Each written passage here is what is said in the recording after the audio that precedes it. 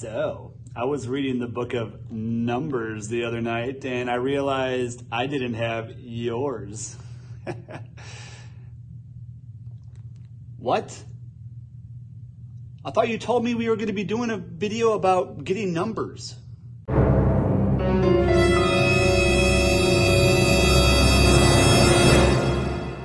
Welcome to I'm Scared of Church Girls, the video series, and as always, please subscribe below and also leave some thumbs up, some likes, or whatever. Definitely whatever. And remember, the God that I love and serve loves you so much, and He is not in the business, that multi-trillion-dollar business of fear, but that of self-discipline, that of power, and of love. With that, let's get on to today's topic. So this video is about the numbers, it's about the data, it's about the stats. Now I know you all like stats, so let me give you some. With that, I would like to give you 10 stats that I think are very relevant to the discussion of our series. And yes, there was a lot more that I could probably give, but I narrowed it down to 10. And of course, for this video, I think it's very important that I look very serious and intelligent. So tell me, does this work? Come on, man! There are approximately 331 million Americans worldwide. 10 million of them live outside of the US border. They're known as expats. I used to be one. There are also about 50 to 55 million non-Americans that live within the US border at any given time of the year. Of those 331 million Americans, 124 million of them are married. 79 million of them are children under the age of 18. And the biggest number of all of them, surprisingly to not really too many, is 125 million are single.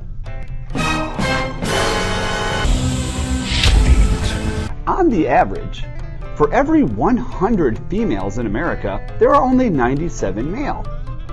In Alaska, that number is 108 males to 100 females. In Washington, D.C., that number is 90 males to every 100 females. Huh. I wonder why that is. How dare you? 7. Did you know that between the ages of 20 and 39, there are 1.6 million more men than women in America? I did not know that. That kind of surprised me. You're saying there's actually a lot more marriageable aged men than women? 6. The average age for a male to be married today is around 30. For a female, it is approximately 28. These numbers are the highest that they have been ever. 5. According to the latest numbers that have been released by the US government, it is now over 50% of marriages in America will end in divorce. It is said that every 13 seconds in the US, there is a divorce. As high as those numbers are, the US is actually not the worst in the world. Apparently, Russia is number one in the world when it comes to the highest divorce rate, with Belarus pretty close behind. 4. Although it is highly debated and often discussed, the divorce rate in the church is a little bit different. What they can agree on, and what most studies have confirmed, that people within the church are more likely to get married and less likely to get divorced. However, that number is still sitting at roughly 25%, which is obviously 50% less than the national average. Congratulations, church, I guess? 3. There are approximately 73 million millennials in America.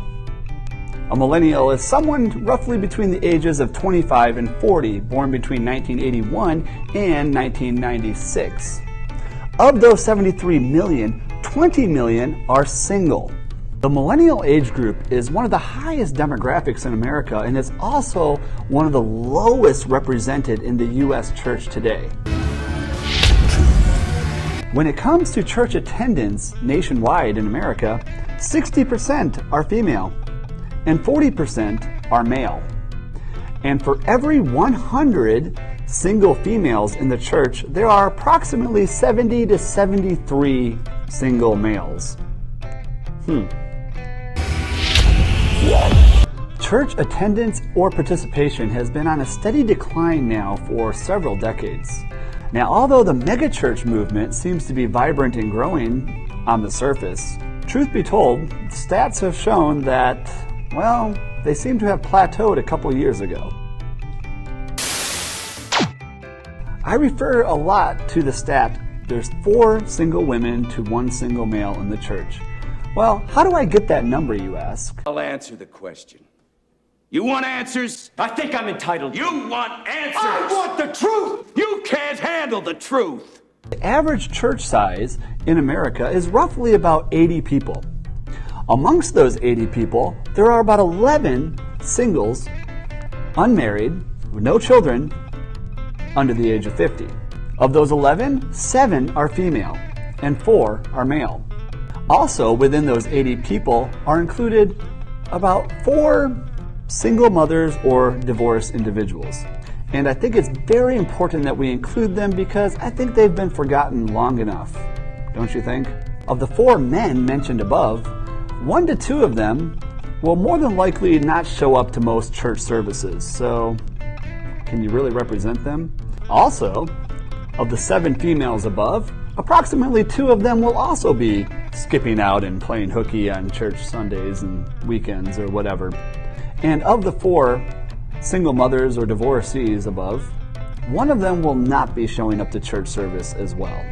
This generously leaves us with approximately 8 single women with 2 single men, which leads us to the inevitable number that I've been quoting all along, 4 to 1. Yeah. So which numbers did you find interesting, frightening, or just flat out disagreeable? Please, I want you to tell me. Let me know. Comment below. And until next time, I gotta go. I'm a poet and didn't know it.